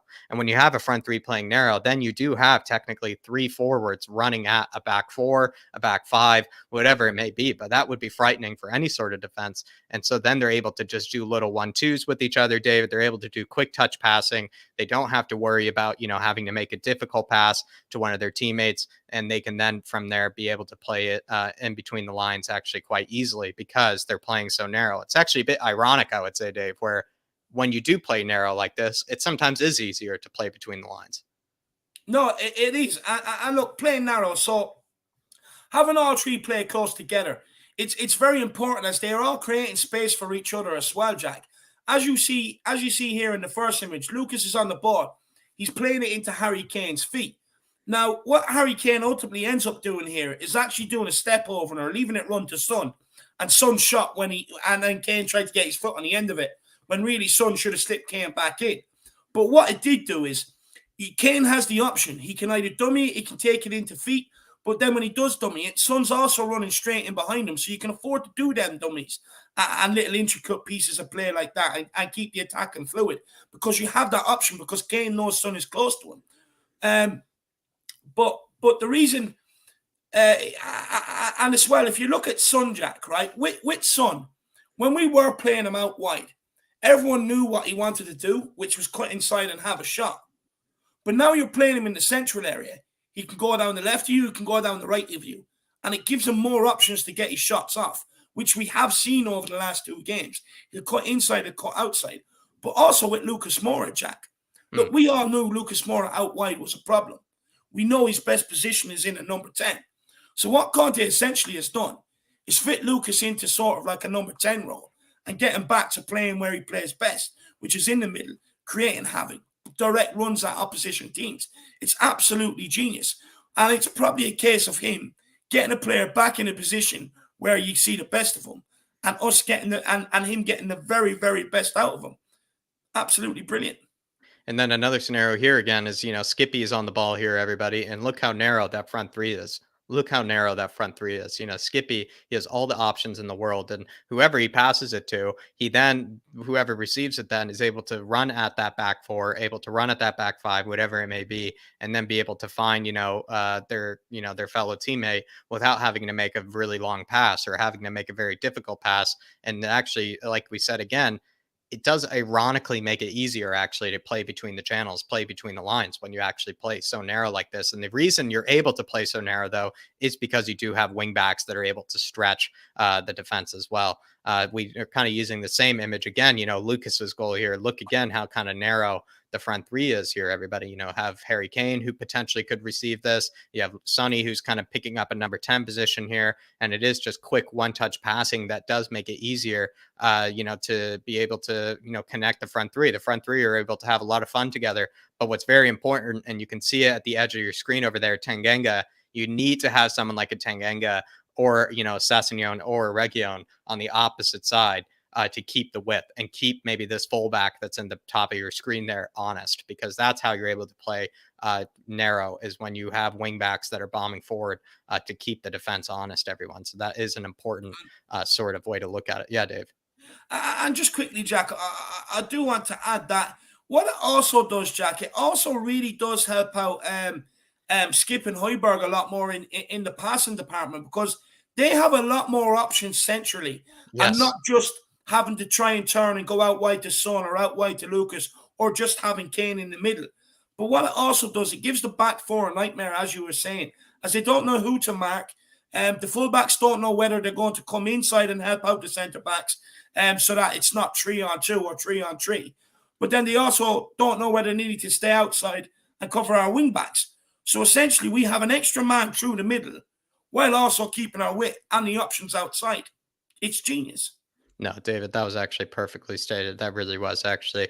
It just allows, maybe the reason why we thought Hoybier especially was having such a great passing display that day was because he just had so many options, centrally. He had so many players picking up those half spaces that he was able to just thread them in for. He didn't have to make difficult, ping-like passes. He could just, play the ball to their feet, on the floor, David, and make it actually quite easy. Again, we see how narrow this front three is. They're like actually leaving a lot of defenders here kind of in their wake, or leaving a lot of defenders kind of feeling somewhat useless, because it's just like, they're taking up not a very huge area of the pitch, yet there are two players here that are making very dangerous runs that they're probably going to have to deal with, especially when you have someone like Harry Kane on the ball here, who we all know will make a perfect pass in these sort of positions as well. Of course, this is Lucas's banger, but if Lucas didn't have an absolute rocket behind his boot for this one, you still see, again, look how narrow Sonny and Harry Kane is. Sonny in this position could probably do a bit of a dummy, a bit of a step over, leave it to Harry Kane. And, again, that pass is on right there. That pass is absolutely on.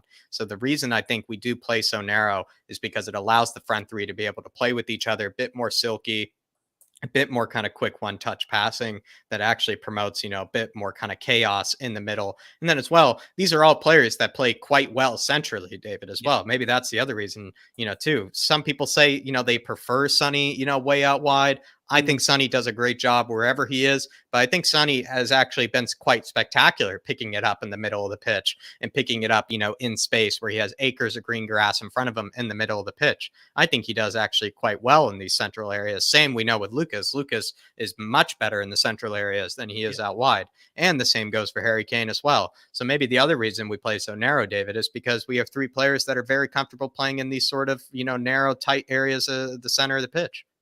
It does, but again, it gets the very best out of Lucas Moura. I mean, it keeps him happy playing in a role that he shines in.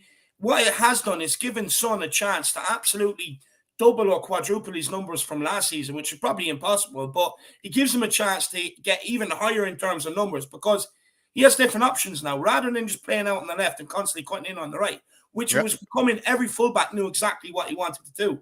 So it was becoming very easy to kind of deal with. But when now you move Son into them half positions, he becomes an absolute nightmare. But then what it also does is it allow Kane to stay up top. Yes, sometimes he drops in deep, picks up the ball. We'll get onto that. But what it ultimately does is when they drop into the half spaces, it allows Kane then to be the focal point, make them runs in behind. And eventually what we should start seeing is all three of them producing. Son, Lucas, and Kane. Once they start clicking. And it basically, by doing this, he's actually getting the best out of all three of them, because you can't deny that Kane has improved since Conte's come in. So what he's doing essentially is he's getting the best out of all three of them. It's brilliant. No, I think it certainly is, David. I think it's brilliant, honestly. I think you're spot on there. Again, everybody, we win the ball in kind of the midfield here. When you find these kind of central narrow areas, it just makes it really easy, again, for us to basically be able to do one touch sort of passing with each other, one touch sort of kind of playing with, the likes of our midfield and, our front three. You see, again, Lucas picks up the ball. He turns. He has acres of space in front of him. He finds the likes of Harry Kane, and Harry Kane just plays it right back to him, and Lucas just has an absolute rocket. To a degree, trying to replicate, kind of the goal that he scored, but we want to make it a bit different. I feel like in this scenario, don't have to play it too often, but when you do play narrow, everybody, it must be stressed that you need the wing backs like Region and Emerson here to keep the width, to keep the fullbacks honest, because if you didn't have these wide wing backs, David, it then could mean that the right back and the left back here, they could crunch in, they could get, nice and deep. Yeah. They could kind of sit nice and tight, and it would make it really difficult for Harry Kane or Sonny to pick up these sort of inside spaces here between the center backs. But since you have Emerson and Reguilon out wide there, if you give them that sort of space, especially we all know Reguilon on the left-hand side, David, where the left-hand side has actually been the most deadly for us so far this season. If you have Reguilon in these sort of spaces, if you give him space, he will pick out a man in the box. He will pick out, somebody. He doesn't even need to put it in the air. He just puts it on the floor and he will find someone making a run. And then honestly, it's probably a goal as well. Someone who already, as we know, has the most assists in the squad. So the reason also this works, this sort of narrow, kind of playing amongst the front three is because, the wide wing backs, they keep the width and they keep these fullbacks honest. Yeah, no, spot on. Look, the best way, like I said, I can sum it up is having an extra man through the middle, but also keeping the width. I mean, it's very clever and just creates havoc. No, well, yeah, exactly, Dave. And maybe we'll take you quickly through corner kicks, David. Maybe what have you seen so far from corner kicks? We've seen actually often, especially against the likes of Brentford, where we, we're actually playing, the ball quite short, and we would actually give it to Reguilon. Reguilon then would give it back to Sonny. And actually, what ended up happening is you were taking these three players that I've highlighted here. You start to realize that they're actually not marking anyone, and they don't really know what to do with it in these scenarios. Maybe they might be there for the counterattack, but I mean, again, you're finding Reguilon and Sonny with all this kind of space in front of them, able to dribble at one of these sort of players and kind of skin them, put a good ball into the box, unmarked. Or, as well, you just have to have one of these players come out and mark them, and probably they will skin them. So, David, I think, this is another kind of tactical genius moment from Antonio Conte, where from the corner kicks, you have, the likes of Sonny and Reguilon playing it short to each other instead of just, relying on Gio Lo Celso just to, hit it into the first man every time. We're having, Sonny and Reggie, take advantage of their ball carrying ability, their dribbling ability to skin their man. And then from there, they can put in a good ball into the box for someone else. Also, as well, you kind of take these three players that I've said for Brentford right here out of the match because they do look a bit dumbfounded. They're kind of like, I don't really know who to mark here. What do we actually do? Because they're expecting a ball into the box. But instead, when you're playing it short, they kind of end up kind of being taken out of the match or taken out of the game in this sort of scenario. Yeah, look, when it comes to corner kicks, and this is one thing I'm really enjoying because, I mean, for a long time we spent watching us not be able to beat the first man from a corner kick. You know what I mean? So look, what we are trying is different set pieces. So versus Norwich, we put most of them actually into the box. And of course, you've seen the one where Ben Davies attacked it at the near post. It fell to Sanchez and he absolutely buried it. But then against, interestingly enough, against Brentford, we tried short routines. And I personally believe that's probably to do with the height of the Brentford team compared to the Norwich team. But what he did do is by doing the short set piece, Jack, it recreates a new angle for the cross. It's dragging their defense all over the place. And that's why you have three players there that you've highlighted that just are in no man's land and do not know what to do. And this one actually led to the own goal, I believe. Yeah. Where it was put in. It was defended and it came off Canas and went in. And I actually think it's brilliant because what it does do, like you were saying, Jack, it's not just usual, the same old corner routine, throw the ball into the box. What it does do, it keeps the opposition guessing. It makes us unpredictable from corner kicks. And it's probably why you actually see us scoring more from the corner kicks because we are trying different routines. And what also it doesn't do is sometimes off set pieces, when Tottenham were as bad at scoring from set pieces as we were, if any good manager looked at it, you'd be able to put yourself in positions to be able to get at Tottenham from corner kicks. Yeah. And what this does is because it's different, it doesn't give a manager a chance to sort of plan for it, which is brilliant. And also as well, you have someone like an Emerson back here as well. Let's say in case, Brentford win, the header here, let's say they Yeah, get a good clearance. You have someone like Emerson who's just going to clean up everything because he's got the pace, the recovery skills. He's also has an eye for defending as well, where he will get stuck in. So you also have a bit of security back there instead of putting like an Eric Dyer or something in this scenario, or, let's say a midfielder. You put someone like Emerson who will cover a lot of ground in these areas as well. And also 2-on-1, David. I mean, I felt kind of bad for Mbuemo because each time he was coming up against either Region or Sonny. And, Mbuemo, it's not like you're really asking him to be a good defender. So, like, he was just getting skinned time after time after time. And it was actually great tactical insight, I actually must say, by Conte, because he must have realized that would have been the scenario where they would have sent out someone like an Mbuemo to mark, these players. But he's not going to be, decent at being able to mark these two very fabulous players. So, I felt a bit bad for Mbuemo, I must say, because he was just getting skinned time after time by Sonny and Reggie. Yeah, no, I felt bad for him, but again, it's genius. I mean, we exploited it time and time again. I mean, And what again, more do you want? And again, he's this one just goes to show so many people in no man's land. Look at Lucas Moura standing there. I mean, no one picking him up. It's unbelievable. You look who's that coming in at the back post. Is that Højbjerg at the back yeah, post? yeah. Højbjerg at the back post. No one even picking him up. I mean, look at how much of disarray they are. What you should be seeing is that player standing here in the middle of the box in no man's land. He should be picking up Højbjerg. This player here standing on the near post, he should be coming to Lucas. Or as this player here on the edge of the box should already be on Lucas. It's absolutely raw. You also have, Eric Dyer goal side here. You also have Harry Kane, goal side. Sometimes, it's almost more like it's not 2-on-1 defending in the corners here, Dave. It's more 1-on-1s, which is actually quite scary when you think about it, because that gives you a much higher probability of probably, winning a header, in the corners, because usually when it comes to corners, you're having to jump over 2-3 men, at times in order to win it. But in this scenario, Dave, if Sonny puts in a good ball, which he did, it's pretty much a 1-on-1 actually instead. Yeah. No, spot on. Look, you can see here how much havoc it really creates them. You know what I mean? Oh, certainly, Dave. But this is something I know you've been looking forward to. This is Harry Kane. He doesn't drop deep as much as he used to, but when he does, it's actually a bit similar to the likes of Sonny and Lucas. If Sonny and Lucas aren't dropping deep into the half space, Harry Kane has to drop deep into the half space. And he's probably one of the most dangerous players in world football, actually, to be dropping back into the half space. I think this is actually a great image that David found here, because what you can see here is he's absolutely lost that defender right there, where the defender, he obviously, made it look like he was, probably running in behind here, David. Region kind of, brings the ball inside a bit, and he just sees Harry Kane here. I mean, just that is prime space to be picking up the ball for Harry Kane. I mean, it's just the most dangerous area he can pick it up. He has Sonny, he has Lucas. Again, look how narrow they all are. Really, again, look how narrow they all are. They all can make a run in between the lines here, in between the defenders here for Harry Kane. And again, when Harry Kane, he doesn't have to be Sonny and Lucas every time dropping into those number 10 positions in between, again, the midfield and the back four. It can also be Harry Kane, everybody. It can also be Harry Kane.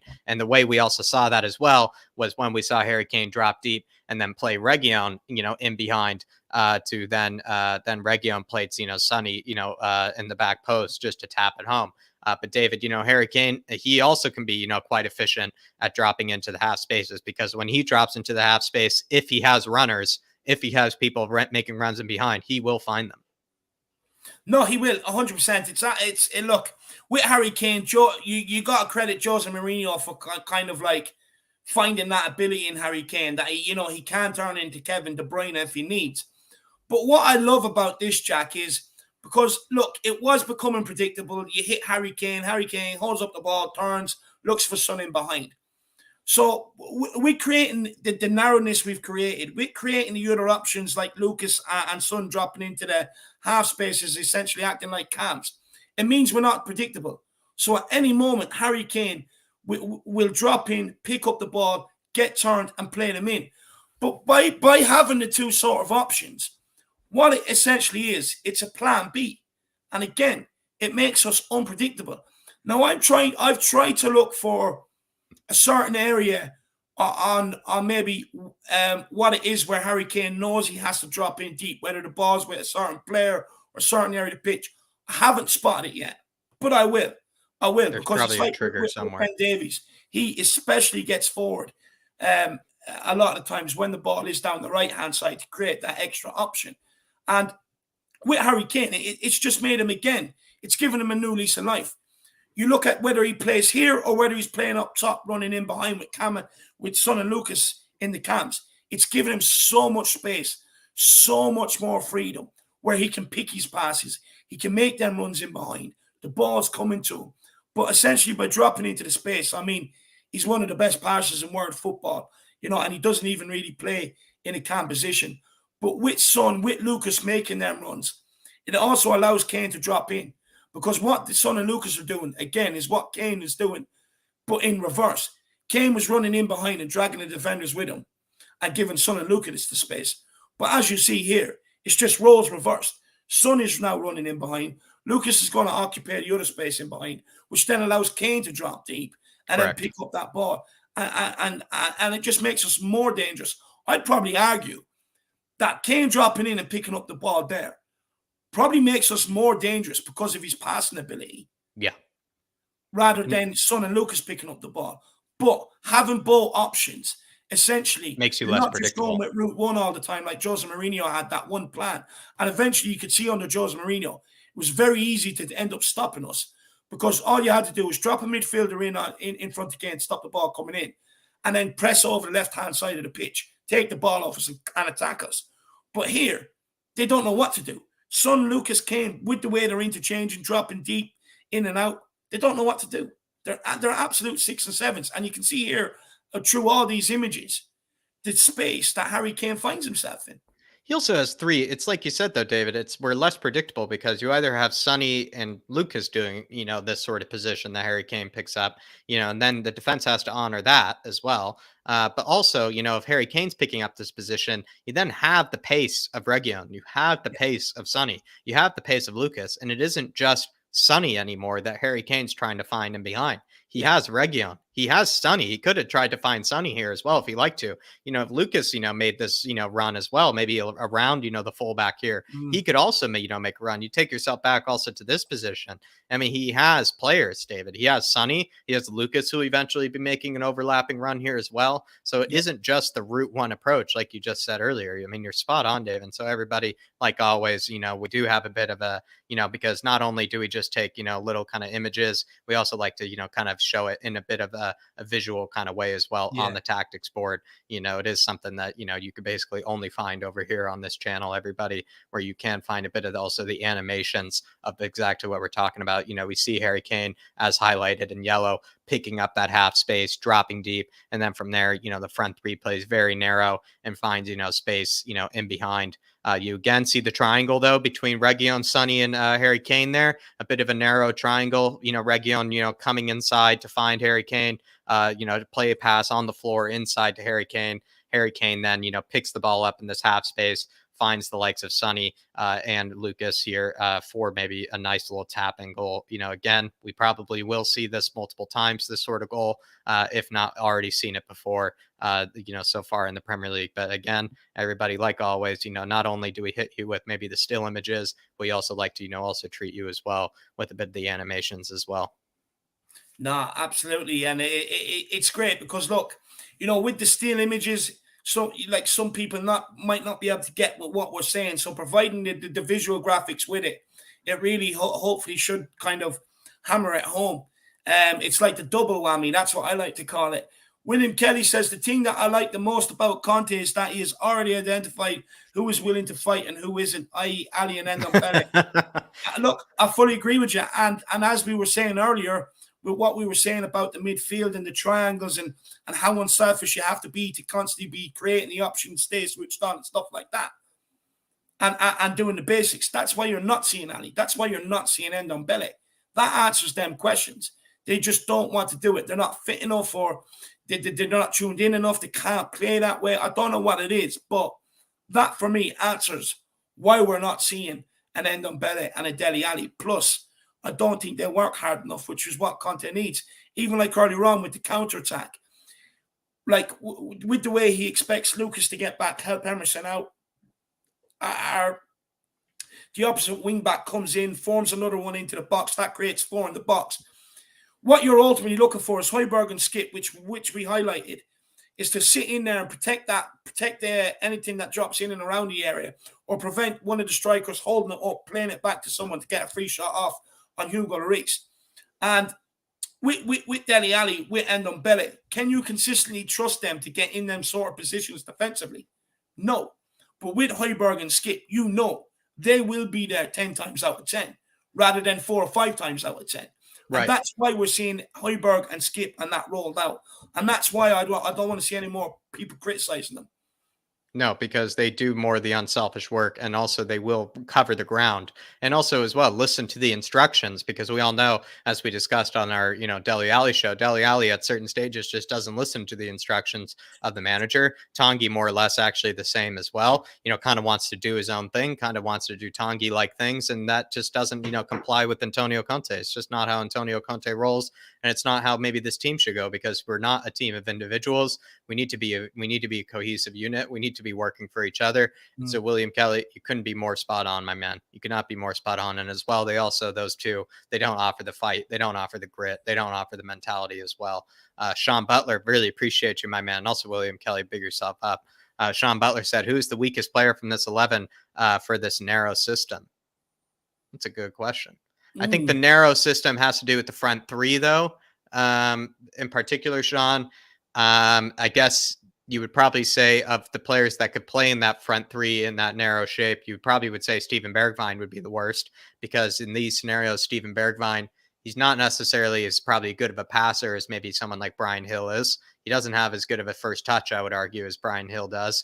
And then as well, like probably not much of a better finisher than, Bryan Hill is either. I know Bryan Hill hasn't played too much and, still has a lot of development to go. But when you have Steven Bergwijn, is not necessarily very good in these sort of tight spaces. He's not very that clever. He's also, his first touch sometimes can be quite shocking, actually, as well. Steven Bergwijn needs like 2 or 3 touches sometimes to get it under control, which is not what, it's just Sonny and Lucas. They're the exact opposite. All they need is just 1 touch in that half space, and then they can turn and run out their defenders, where Steven Bergwijn, I can't exactly say that. Steven Bergwijn, what he likes is space, time, and acres of green grass in front of him, and then he can actually go to work. But to be honest, Dave, this is high level football. You're not always going to get that.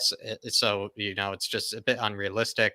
If you just mean the whole 11, who's the weakest player of the whole starting 11, I'd probably say Eric Dyer might be, or potentially, because maybe whoever plays that right-sided center back, probably Sanchez or Eric Dyer might be the weakest, because Eric Dyer at sometimes, David, we've seen him. He thinks he has acres. He thinks he has minutes on the ball. He thinks he has all the time in the world on the ball. He slows up play sometimes when it doesn't need to be slowed up. Davinson Sanchez, on the other hand, he's not a good ball carrier. He has, he sometimes touches at 12 yards in front of him when, he's just trying to get it under control. And he sometimes also as well plays a lot of hospital passes. But I'd probably actually go Eric Dyer, just because I'm not too convinced by Eric Dyer in that center of the back three. And I think the only reason, Dave, is you take yourself back to when Romero was playing in the center of the back three, and Eric Dyer was getting torched on the right-hand side, and he had to move Eric Dyer to the middle because that was, I guess, more comfortable for Eric Dyer. At least, you're kind of mitigating, kind of the problems or something like that. So, I feel like maybe Eric Dyer, I hate to say it, even though I think Eric Dyer's had a pretty decent season, I would actually argue he might be maybe the weakest. But in terms of that front three, Sean, maybe Steven Bergwijn. Do you know what way I'd look at it, Jacko? For me, I wouldn't look at it in kind of like who's the weakest, where we can improve. Because if we're being honest, we can improve right across the back three. You know what I mean? You can still find someone to come in and play the Ben Davies role. You can still find someone better to come in and play the Eric Dyer role, same as Sanchez's role. I think Reguilon, I think he's good. I like Reguilon. I do think Emerson will become very good. Look, you can obviously improve in midfield, where you can get a ball playing sort of midfielder, deep line playmaker that can maybe create more cohesive attacks and has that better eye for a quicker pass going forward. Maybe that would be the area where I would improve. But they also have to be able to get stuck in. And there are players out there that can do both. There are players out there. But for me, maybe that's the area you can improve, because the whole idea with Højbjerg and Skip, they were supposed to cover each other. That was the whole idea of it. But unfortunately, for reasons explained, that's why they're rolled out constantly. You look at the front three. Look, Lucas does his bit. Son does his bit. Kane does his bit. But when you look at the front three, Kane is world class, Son is world class, and what's stopping Lucas from being world class is not having the same output as Son. If he had the same output as Son, we would be talking about Son and Lucas in the same category. But because he doesn't, we kind of look at him lesser to Son and Kane, but we know what he provides. But again, you can improve in that area too. You know what I mean? So what I would say is we can definitely improve on a lot of areas in the pitch to make this become even better, even more fluid, even more exciting to watch. But what I will say is what Conte is doing and the system he's done, it's working. It's getting the best out of a bad bunch. Yeah, I think that's well said, David. And everybody, that is kind of concluding the end of the show. I think we can just do a quick recap of what we discussed, just to make sure, and kind of basically confirm, how much we actually did cover in the short space of time. We basically talk about how Spurs build out of the back, what sort of shape we take up. Like we said, that sort of rhombus shape, and building out the back. We also talked about the wing backs forming triangles, which was a huge theme of this show as well. We also spoke about maybe the Ben Davies scenario of him getting forward, and we finally have come to terms with it. We finally have kind of explained it, and also maybe realized the importance of what Ben Davies does by kind of coming forward and making those inverted sort of runs. We also talked about how do Spurs in fact counterattack? How do we go about setting up our counterattacks? What makes our counterattacks somewhat kind of unique and special? And then we also talked about maybe the benefit of having these two absolute monsters in the midfield, making life very difficult to play through the middle, two bone crunching like midfielders that just love to get stuck in. And when you have players like that in there, the benefit also of how that connects to the whole counterattacking system as well. We also went over just quickly how the front three presses, how maybe, in fact, we do actually press from the front and we do defend from the front, despite maybe what you've heard before. We do that, especially against certain matches, certain teams. We did it, I believe, against Leeds at certain stages. We did it against, Brentford. We didn't do it against Norwich because I think they just hoofed it long every time, from what I remember. So we couldn't exactly do it there. We also just spoke about what sort of, defense we kind of have, the shape, the benefit of that shape, what makes it difficult. We spoke about Sonny and Lucas in the half spaces, picking up those number 10 roles between the midfield and the back four. And we also spoke about as well why the front three plays so incredibly narrow and the benefits of playing so incredibly narrow, maybe despite what you might think as well. And then we believe we also touched on the corner kicks and maybe, Antonio Conte switching up the whole corner kick system. And then finally, Harry Kane dropping deep into the half spaces as well. So that is all that we covered today, everybody. Hopefully you enjoyed this show. A huge tactical breakdown. Obviously, last time out, what we broke down was, in fact, the show where we basically looked at 3 different formations that Antonio Conte could have used. This time, we're basically breaking down all the benefits that we've seen from the 3-4-3. No, I look, maybe just to summarize it all quickly before we get on to Sean's super chat. It's clear to see positioning, covering certain areas of the pitch in defence, and attack. Quick transitions, shape, and fitness are very, very important under Conte. In a weird way, Jack, we are defensively set up to attack, but attackingly set up to defend. It's very weird, but that's how I would sum this up, really. And look, Jack, I want to say a massive thank you for the work that you have put in to help create this stream. No, look, I put in work too, but it takes two to be able to get this out there. So I want to say a massive thank you to you, Jack. Sean Butler at the Spurs Talk Show says, congratulations on a brilliant and super informative show, boys. Learned so much. You've gone to so much effort. Big up, boys. No, look, I really appreciate that, my man. And look, hopefully people maybe did learn a thing or two from it. Hopefully people did enjoy it.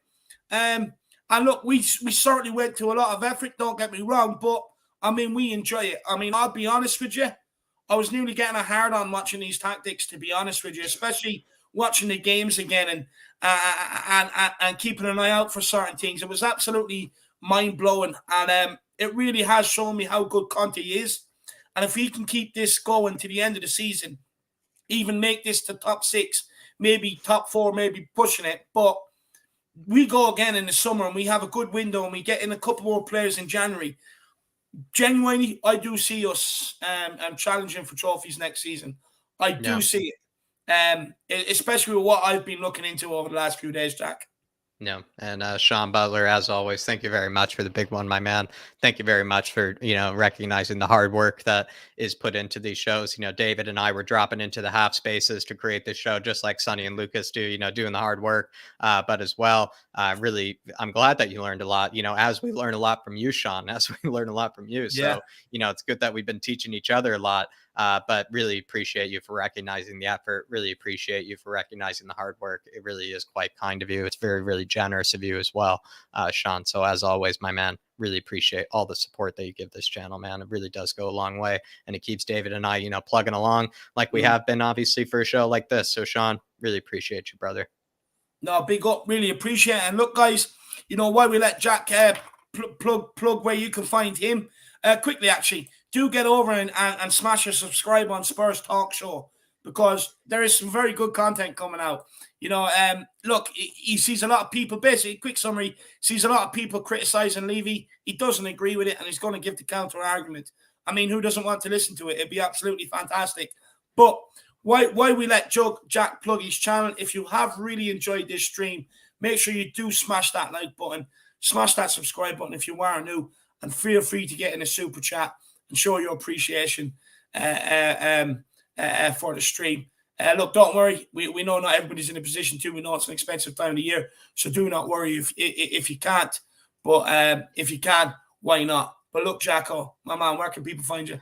They can find us over, especially me, over at the second channel, where everything from, maybe talking about what sort of positions that Spurs should be going at, what sort of players Spurs should be going at. If you like talking about fixing Spurs, if you like, talking about the January window, the summer window, and you like maybe kind of, thinking about what sort of players, could come into the side and make a real impact. Which players do you think could replace Dele Alli? Which players would you have instead of a Harry Winks? Which players would you have instead of a Tanguy Ndombele? Maybe what sort of center back you feel like Spurs need to bring into the team, or even just, as I've done before, some people are just like, listen, Jack, like, there's this player out there. I feel like not a lot of people know about him. I really want you to take a look at him. That's basically what the show is. It's and the channel is. It's really much for you guys as well. I recently did one on Bremer, that guy over at Gleison Bremer, I believe, that guy over from Torino, the Brazilian. A lot of people are saying, listen, Jack, he's absolutely killing it in the stats over there. He's just having a sensational season, and, you should go take a look at him. So I did a review of him. Is it likely that we're going to get him? Maybe not, but, that's kind of what the show is for, really. And it's just to maybe be a bit of that second home for you guys, as well as, we just did a huge stream with Darius from, Paxton Road TV, who you might know as well, where we just broke down all of the Champions League. We broke down all of the Europa League. I broke down all of my original group predictions, kind of just showed up a bit red-faced for that one, because I did make a lot of kind of embarrassing group predictions, got a lot of them wrong.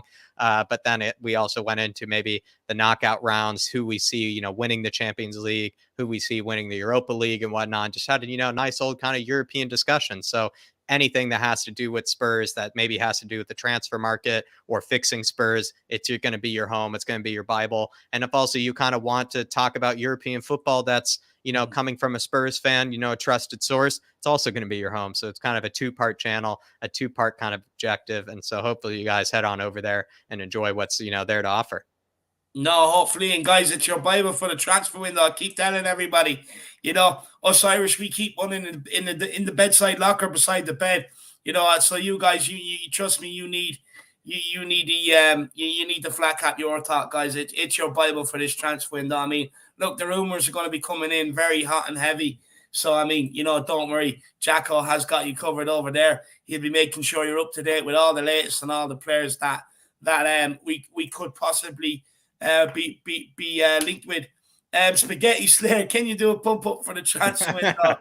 Yeah, look, my man, actually, we will be doing a show tomorrow night with Matty Hayes, talking all things transfers, players that potentially could be loaned out, players that potentially be brought in, especially in areas that we've identified that we think we need to sign.